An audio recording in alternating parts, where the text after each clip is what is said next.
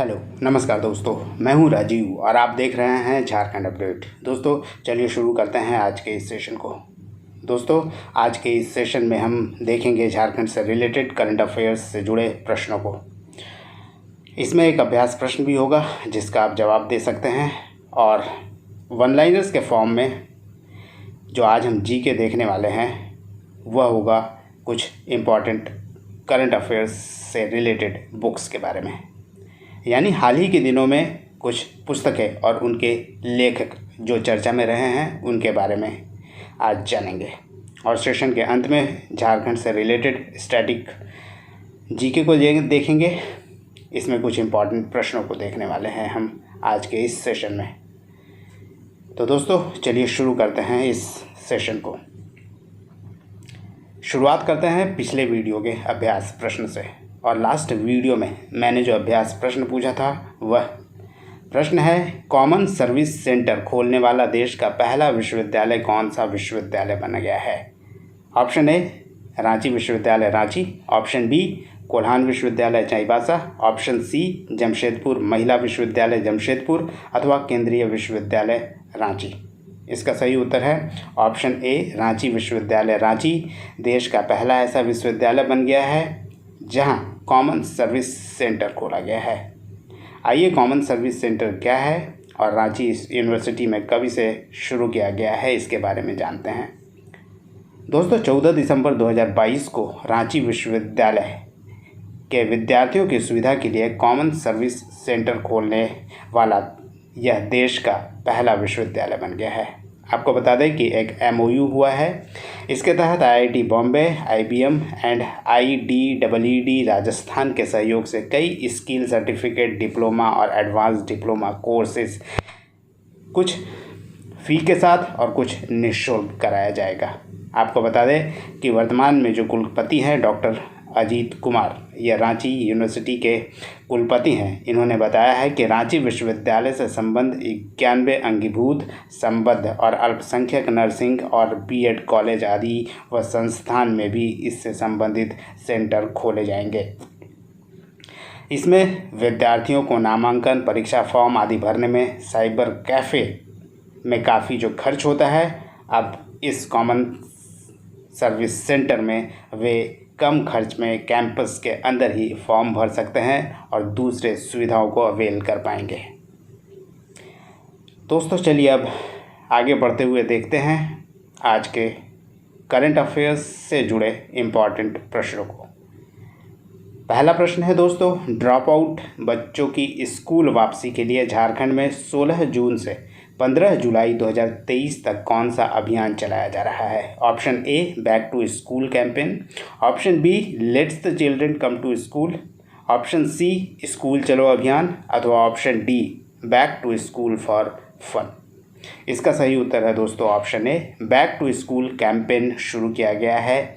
झारखंड में जो drop out बच्चे हैं उन्हें वापस स्कूल में लाने के उद्देश्य से यह चालू किया गया है और इसका एक अभियान चलाया जा रहा है 16 जून से 15 जुलाई के दौरान।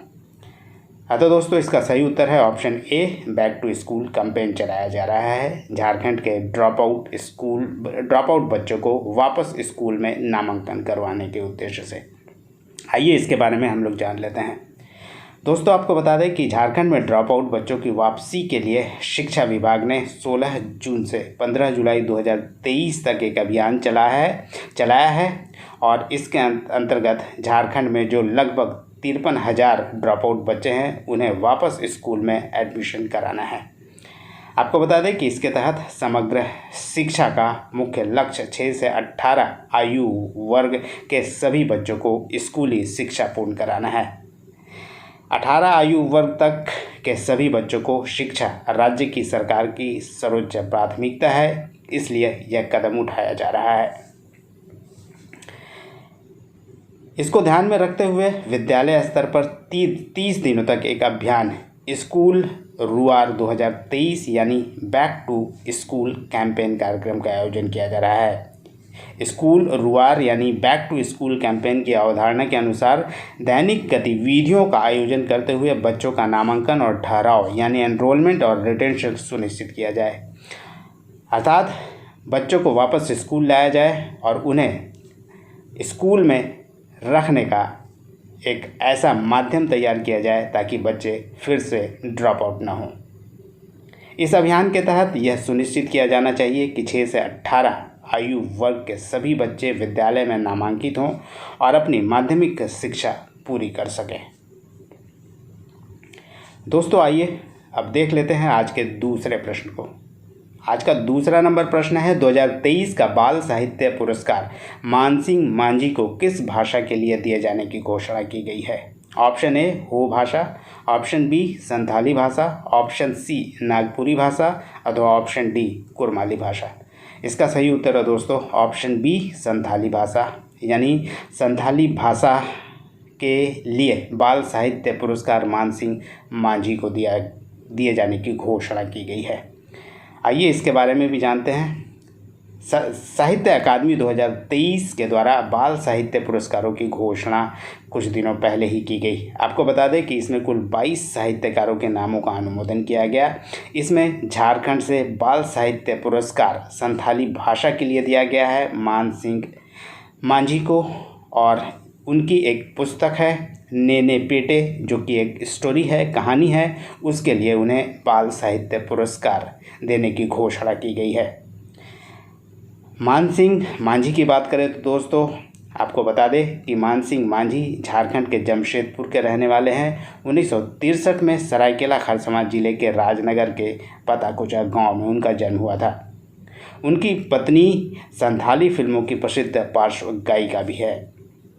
इसके अलावा आपको बता दें कि मानसिंह अब तक 5 पुस्तकें लिख चुके हैं और 1986 से कहानियाँ और गीत लिख रहे हैं, और अपने कैरियर के 37 सालों के बाद उन्हें एक पुरस्कार यानी बाल साहित्य पुरस्कार उन्हें उनकी उपलब्धियों के लिए दिया गया है। आइए इसके बारे में आपको बता दें कि इसके तहत क्या पुरस्कार राशि दी जाती है और कैसे सम्मानित किया जाता है। आपको बता दें कि बाल साहित्य पुरस्कार के तहत एक उत्कीर्ण ताम्रफलक और 50,000 रुपये सम्मान राशि दी जाती है, और मानसिंह मांझी को भी इसी 50,000 रुपये की राशि और सम्मान राशि के साथ एनग्रेव्ड कॉपर प्लेट के साथ सम्मानित किया जाएगा। संथाली साहित्य में उनकी योगदान की बात करें तो मानसिंह साहित्य अब तक 5 पुस्तकें लिख चुके हैं जो प्रकाशित हो चुका है। उनकी पहली पुस्तक राहला रिमिला दनांगखोन नामक एक कविता संग्रह है, यानी पोएट्री कलेक्शन है, जो 2014 में प्रकाशित हुई थी। अरे कहानी और सकाम ओडेज जैसी पुस्तकों के बाद पुरस्कार विजेता बच्चों की लघु कहानी यानी शॉर्ट स्टोरी नेने पेटे 2018 में प्रकाशित हुई है, जिसके लिए मानसिंह मांझी को 2023 में बाल साहित्य पुरस्कार देने की घोषणा की गई है।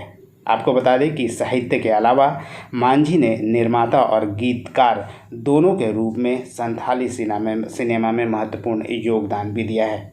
उन्होंने 5 फिल्मों का भी निर्माण किया है, जिनमें मोगोड दुलात, मुगुड मोधे महा और लुगु लुमांग जैसी फिल्में शामिल हैं। तो ये था दोस्तों मानसिंह मांझी और बाल साहित्य पुरस्कार से संबंधित इन्फॉर्मेशन। आइए अब देखते हैं प्रश्न नंबर 3 को। किस शहर में संपन्न special Olympics world summer games में 10 किलोमीटर की साइकिलिंग प्रतियोगिता में जमशेदपुर के इंदु प्रकाश ने गोल्ड मेडल जीता है। Option A Busan, option B Berlin, option C London अथवा ऑप्शन डी मॉस्को। दोस्तों 25 तारीख तक यानी 25 जून तक जर्मनी के बर्लिन में special Olympics world summer games का आयोजन किया गया, जिसमें जमशेदपुर के इंदु प्रकाश ने 10 किलोमीटर साइकिलिंग में गोल्ड जीता है। आइए इनके बारे में भी हम लोग जानते हैं। दोस्तों इस प्रश्न का सही उत्तर हुआ ऑप्शन बी यानी बर्लिन में यह आयोजित किया गया। आपको बता दें कि जमशेदपुर के इंदु प्रकाश ने जर्मनी के बर्लिन में 17 से 25 जून 2023 तक चले special Olympics world cup summer games में 10 किलोमीटर की साइकिलिंग प्रतियोगिता में गोल्ड मेडल जीता है। आपको ये भी बता दें कि उसने मात्र 2 साल पहले JRD टाटा स्पोर्ट्स कॉम्प्लेक्स में ट्रेनिंग शुरू की थी और पहली बार किसी अंतर्राष्ट्रीय टूर्नामेंट में भाग ले रहे थे, जिसमें उन्हें गोल्ड मेडल हासिल हुआ है। इसके अलावा आपको बता दें कि जेआरडी में ट्रेनिंग लेने वाले हरियाणा के नील यादव ने भी 10 किलोमीटर साइकिलिंग में ब्रॉन्ज मेडल जीता है। इसके अलावा 5 किलोमीटर साइकिलिंग में नील यादव ने गोल्ड मेडल हासिल किया है। जेआरडी टाटा में नील यादव ने ट्रेनिंग शुरू की। 10 किलोमीटर में वे ब्रॉन्ज जीते हैं, जबकि 5 किलोमीटर में गोल्ड मेडल उन्हें हासिल हुआ है। आपको बता दें कि नील ने भी साइकिलिंग की प्रारंभिक ट्रेनिंग जमशेदपुर में ही जेआरडी टाटा में शुरू की थी और ली थी। आइए देखते हैं दोस्तों नेक्स्ट प्रश्न को। और अगला प्रश्न है आज का, किस देश में international beauty pageant queen of international tourism India 2023 का ताज जीतकर एंजेल मेरिना तिर्की ने पूरे भारत का नाम रोशन किया है? Option A Japan, option B दक्षिण कोरिया, ऑप्शन सी फिलीपींस अथवा ऑप्शन डी दक्षिण कोरिया। इसका सही उत्तर है दोस्तों ऑप्शन सी फिलीपींस में। इसका आयोजन किया गया था मनीला में। आइए इसके बारे में भी जान लेते हैं। फिलीपींस के मनीला में international beauty pageant queen of international tourism India 2023 का आयोजन किया गया। इस आयोजन में रांची की एंजेल मेरिना तिर्की ने अब कई देशों को पछाड़ते हुए टूरिज्म 2023 का ताज जीत लिया है और झारखंड सहित भारत का नाम रोशन किया है। आपको बता दें कि एंजेल मेरिना तिर्की ने पिछले वर्ष यानी 2022 में मिस यूनाइटेड नेशन 2022 प्रतियोगिता भी जीत कर पिछले बार झारखंड और भारत का नाम रोशन कर चुकी है। आज का 5वां नंबर प्रश्न है दोस्तों, राज्य में हर वर्ष चयनित होने वाले कितने आदर्श पंचायत के पंचायत सचिवों को पूरे परिवार के साथ विदेश दौरा कराए जाने की घोषणा मुख्यमंत्री के द्वारा की गई है? ऑप्शन ए 2 आदर्श पंचायत, ऑप्शन बी 3 आदर्श पंचायत, ऑप्शन सी 4 आदर्श पंचायत अथवा ऑप्शन डी 5 आदर्श पंचायत। इसका सही उत्तर है ऑप्शन डी 5 आदर्श पंचायत के पंचायत सचिवों को पूरे परिवार के साथ विदेश दौरा कराए जाने की घोषणा की गई है। इस तरह दोस्तों प्रश्न नंबर 5 का उत्तर है ऑप्शन डी 5 आदर्श पंचायत। आपको बता दें कि झारखंड के मुख्यमंत्री हेमंत सोरेन ने 22 जून 2023 को मोराबादी में यह घोषणा की कि राज्य में हर वर्ष चयनित होने वाले 5 आदर्श पंचायत के पंचायत सचिवों को पूरे परिवार के साथ विदेश दौरा कराया जाएगा। आपको बता दें कि मुख्यमंत्री हेमंत सोरेन रांची में आयोजित नियुक्ति पत्र वितरण समारोह के अवसर पर यह घोषणा कर चुके हैं और यह कहा है कि नई पीढ़ी को रोजगार देना उनकी सरकार की सर्वोच्च प्राथमिकता है। और इसी के तहत ये घोषणा भी की गई कि आदर्श पंचायत के पंचायत सचिवों को पूरे परिवार के साथ विदेश दौरा कराया जाएगा और वे 5 आदर्श पंचायत शामिल होंगे इसमें, जिन्हें विजेता घोषित किया जाएगा। आइए दोस्तों आगे बढ़ते हैं और अब देखते हैं झारखंड करंट अफेयर्स से वन लाइनर्स के फॉर्म में, लेकिन आज हम देखने वाले हैं झारखंड से रिलेटेड कुछ इम्पॉर्टेंट बुक्स और उसके राइटर्स के बारे में। आइए जानते हैं कौन कौन से बुक्स चर्चा में रही है और उसके लेखक कौन कौन हैं। झारखंड के 50 क्रांतिकारी जिसके लेखक हैं संजय कृष्ण, काफ़ी चर्चा में थी। विचारों के 11 अध्याय रविंद्रनाथ महतो द्वारा लिखा गया है, जो झारखंड विधानसभा के अध्यक्ष हैं। गोपी की डायरी जिसके लेखक हैं सुधा मूर्ति। इसके अलावा आदिवासी दर्शन यानी ट्राइबल फिलोसफी, इसके लेखक हैं संतोष कीरो। इसके अलावा संतोष कीरो के द्वारा और एक पुस्तक लिखी गई है इन दिनों, the life and times of Jaipal Singh Munda. अगला बुक है दोस्तों द पीपल्स लीडर, जो विवेकानंद झा द्वारा लिखा गया है। यह एक बायोग्राफी है और यह सरयू राय की जीवनी पर आधारित है। सरयू राय के बारे में दोस्तों बता दें कि सरयू राय झारखंड के पूर्वी जमशेदपुर से विधायक हैं, निर्दलीय जीते हैं और इन्होंने ही रघुवर दास को हराया था। झारखंड के चाणक्य के रूप में जाने जाते हैं और बीजेपी के रघुवर दास सरकार में ये मंत्री भी रह चुके हैं। अगला पुस्तक है दोस्तों जाने भारत के मुंडों को यानी मुंडा जनजाति पर आधारित है ये पुस्तक। इसके लेखक हैं राधा गोविंद पातर। आदिवासी लोक समाज, इसके लेखक हैं नरेंद्र झारखंड के वीर शहीद इस पुस्तक के लेखक हैं विनोद कुमार पांडे। तुलसी दल गंगा जल इसके लेखिका है रीता शुक्ला। सेज सुनंदा पुष्कर की कहानी इसके लेखक और लेखिका हैं संयुक्त रूप से हिरेंद्र झा और Nimisha Dixit. The story of Tata 1868 to 2021 इसके लेखक हैं पीटर कैसे। अगला पुस्तक है दोस्तों कहानी संग्रह बंद कोठरी का दरवाज़ा इसकी लेखिका है रश्मि शर्मा। सरहूल झारखंड के कैदियों की रचनात्मक अभिव्यक्ति शीर्षक वाली एक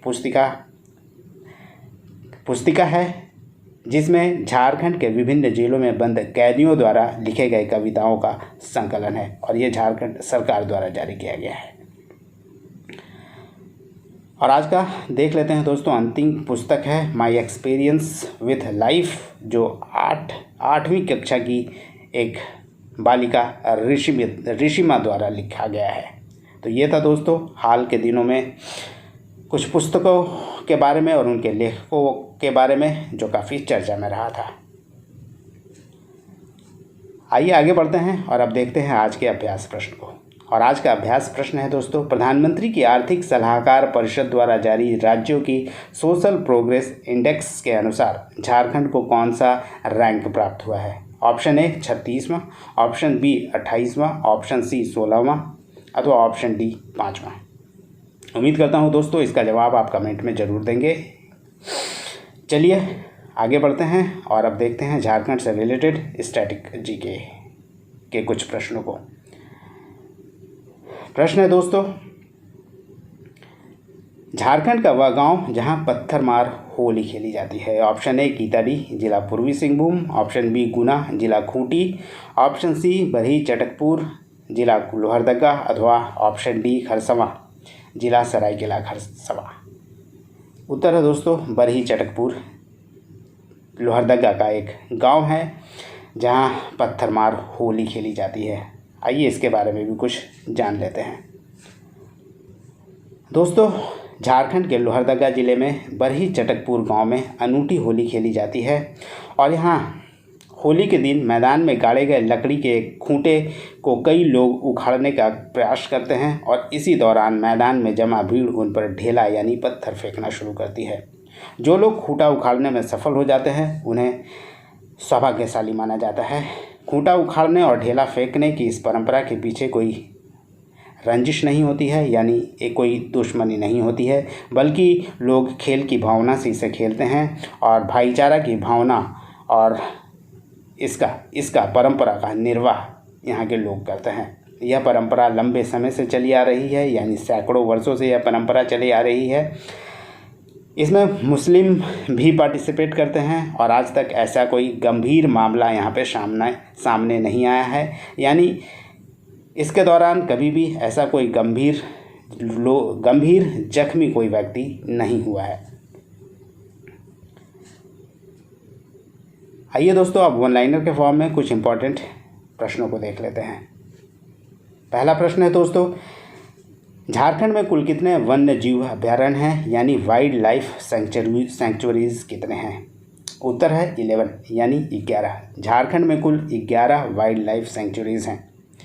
इसके अलावा आपको बता दें कि झारखंड में एक टाइगर रिजर्व है, एक नेशनल पार्क है बेतला नेशनल पार्क जिसकी स्थापना 86 में की गई थी यानी 1986 में, और एक है टाइगर रिजर्व जिसकी स्थापना की गई थी 1973 में। इसके अलावा एक झारखंड में एलिफेंट रिजर्व भी है जो सिंहभूम क्षेत्र में है यानी पूर्वी सिंहभूम, पश्चिमी सिंहभूम और सरायकेला खरसवा के ज़िले में ये फैला हुआ है। और सिंहभूम एलिफेंट रिजर्व जो है ये लगभग 4500 स्क्वायर फीट में है और यह भारत का एकमात्र एलिफेंट रिजर्व भी है। अगला प्रश्न है दोस्तों वैदिक साहित्यों में झारखंड की जनजातियों के लिए किस शब्द का प्रयोग किया गया है। दोस्तों इसका उत्तर है असुर। असुर शब्द से वैदिक साहित्य में संबोधित किया गया है आदिवासी जनजातियों को। आपको बता दें कि ऋग्वेद में लिंग पूजक कहा गया है, शिष्णों का देव कहा गया है। इसके अलावा महाभारत में पशु भूमि कहकर पुकारा गया है इस क्षेत्र को यानी झारखंड के क्षेत्र को। और कुछ ऐसे भी साहित्य हैं जिसमें झारखंड के क्षेत्र को झारखंड ही कहा गया है। इसमें कुछ नाम है दोस्तों, जैसे तारीख़ फ़िरोज़ शाही है, तारीख़ बांग्ला है, सियार उल मुदखरीन है, और इसके अलावा एक और है अकबरनामा। अकबरनामा में भी झारखंड को झारखंड कहकर ही पुकारा गया है। अगला प्रश्न है, किस राज्य के राजाओं को गोमुखी राजा कहा जाता था? इसका उत्तर है पंचेत। आपको बता दें कि पंचेत एक राज्य था जो मानभूम का सबसे शक्तिशाली राज्य माना जाता था, और यहीं के राजाओं को गोमुखी राजा कहा जाता था। आपको बता दें कि मानभूम का सर्वाधिक शक्तिशाली राज्य था पंचेत, और यहाँ का राज चिन्ह था कपिल गाय की पूंछ, या जिसे चवर भी कहते हैं। इसके अलावा दोस्तों आपको बता दें, पंचेत राज्य के साथ नागवंशी राजाओं का गहरा संबंध था। नागवंश राजा फणिमुकुट राय ने पंचेत की राजकुमारी से शादी की थी, और उसके बाद दक्षिण की ओर क्योंझर के राज्य पर हमला कर उसे जीत लिया था। आइए दोस्तों अब देखते हैं अगले प्रश्न को। अगला प्रश्न है, झारखंड में राष्ट्रपति शासन किन राज्यपालों के शासनकाल के दौरान लगा था? दोस्तों जैसा कि आपको पता है, झारखंड में 3 बार राष्ट्रपति शासन लगा है। पहली बार राष्ट्रपति शासन लगा था 2009 में, दूसरी बार 2010 में, और तीसरी बार 2013 में। पहली बार 2009 में जब राष्ट्रपति शासन लगा था, उस समय झारखंड के राज्यपाल थे सैयद सिकते रजी। दूसरी बार 2010 में जब लगा राष्ट्रपति शासन, उस समय MOH फारूक झारखंड के राज्यपाल थे। और तीसरी बार, अंतिम बार जब 2013 में राष्ट्रपति शासन लगा, उस समय डॉक्टर सैयद अहमद राज्यपाल थे झारखंड में। इसके अलावा आपको बता दें कि 2009 में जब राष्ट्रपति शासन लगा था, उस समय झारखंड के मुख्यमंत्री थे शिबू सोरेन, और 2010 में जब राष्ट्रपति शासन लगा, उस समय भी शिबू सोरेन झारखंड के मुख्यमंत्री थे। और 2013 में जब राष्ट्रपति शासन लगा था, जब डॉक्टर सैयद अहमद वहाँ झारखंड के राज्यपाल थे, उस समय मुख्यमंत्री थे अर्जुन मुंडा। आइए दोस्तों अब देखते हैं अगले प्रश्न को। अगला प्रश्न है, कुरुक धर्म आंदोलन को आगे चलकर यानी बाद में किस नाम से जाना गया? इसका उत्तर है ताना भगत आंदोलन। ताना भगत आंदोलन को ही दोस्तों पहले कुरुक धर्म आंदोलन कहा जाता था, बाद में यह धार्मिक आंदोलन ही राजनीतिक बन गया, और संस्कृतिकरण आंदोलन में या स्वशासन की स्थापना के उद्देश्य से ताना भगत आंदोलन में परिवर्तित हो गया था। आपको बता दें कि ये ताना भगत आंदोलन की शुरुआत हुई थी 1914 में, और इसके शुरुआत करने वाले थे जतरा भगत, और ये गुमला क्षेत्र से शुरुआत की गई थी इस आंदोलन को। आपको बता दें कि यह एक अहिंसक आंदोलन था और संस्कृतिकरण आंदोलन के रूप में जाना जाता था, और महात्मा गांधी का इस आंदोलन पर बड़ा प्रभाव था। यानी ताना भगत आंदोलन महात्मा गांधी के आंदोलन से काफ़ी नज़दीकी से जुड़ा हुआ था। उदाहरण के तौर पर बता दें कि दोस्तों 1920-21 का असहयोग आंदोलन के दौरान और 30-31 के सविनय अवज्ञा आंदोलन के दौरान ताना भगतों ने महात्मा गांधी का भरपूर सहयोग किया था। तो ये था दोस्तों आज का सेशन। उम्मीद करता हूँ आपको पसंद आया होगा। धन्यवाद। फिर मिलते हैं अगले सेशन में, तब तक जुड़े रहिए झारखंड अपडेट के साथ। धन्यवाद।